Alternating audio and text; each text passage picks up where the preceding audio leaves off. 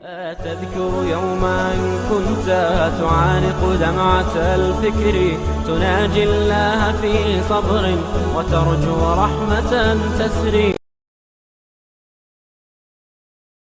بسم اللہ الرحمن الرحیم. آج کل دنیا بھر میں کورونا وائرس کی وبا کا چرچا ہے اور یہ کہا گیا ہے کہ یہ پوری دنیا کے اندر پھیلی ہوئی ہے اور مزید پھیل رہی ہے. اس کو روکنے کے لیے اور اس سے بچنے کے لیے احتیاطی تدابیر اختیار کرنا بہت ضروری ہے، اور بعض حضرات یہ سمجھتے ہیں کہ یہ تدابیر اختیار کرنے میں توکل کے خلاف ورزی ہوتی ہے. یہ بات صحیح نہیں ہے. خود رسول کریم صلی اللہ علیہ وسلم نے حکم دیا ہے کہ ایسے موقع پر احتیاطی تدابیر اختیار کی جائیں. رسول کریم صلی اللہ علیہ وسلم نے طاعون کے بارے میں یہ فرمایا تھا کہ جب کسی جگہ طاعون پھیلے تو باہر کے لوگ اندر نہ جائیں، اندر کے لوگ باہر نہ آئیں. اس قسم کی تدبیریں اختیار کرنا شریعت کا بھی عین تقاضا ہے.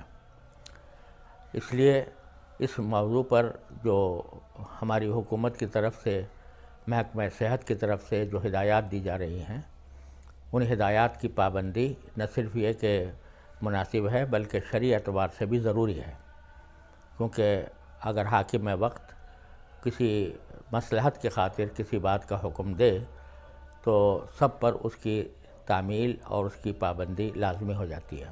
خاص طور سے جہاں پر بڑے اجتماعات ہوں ان کے اندر اس وائرس کے پھیلنے کا خطرہ زیادہ رہتا ہے.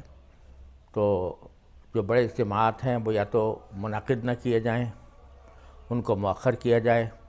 جیسے شادی بیاہ کے اجتماعات ہیں تو ویسے بھی شادی بیاہ کے اندر سنت یہی ہے کہ اختصار اور سادگی کے ساتھ وہ تقریب منعقد کی جائے اور کوئی بڑا اجتماع نہ کیا جائے. یہاں پر بھی ان حالات کے اندر شادی بیاہ کے اجتماعات بھی آدمی کو انتہائی یا تو مؤخر کیے جائیں یا بہت اختصار کے ساتھ ان کو کیا جائے. جمعہ اور جماعتوں کے اندر بھی اس بات کا خیال رکھا جائے کہ جو سنتیں ہیں وہ آدمی گھر میں پڑھ کر آئے، اور نماز کے بعد کی جو سنتیں ہوتی ہیں وہ بھی گھر میں جا کر پڑھے، مسجد میں نہ پڑھے، کیونکہ ویسے بھی گھر کے اندر سنتیں پڑھنے کا ثواب زیادہ ہے، زیادہ وہ افضل ہیں.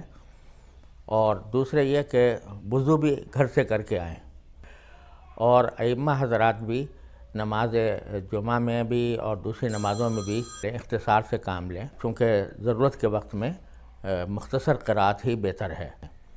اسی طرح جو ہدایات محکمہ صحت کی طرف سے دی گئی ہیں کہ اگر وبا زیادہ پھیل جائے تو مصافحہ کرنے سے بھی پرہیز کریں، تو اگر یہ ہدایت آتی ہے تو اس پر بھی عمل کرنا چاہیے.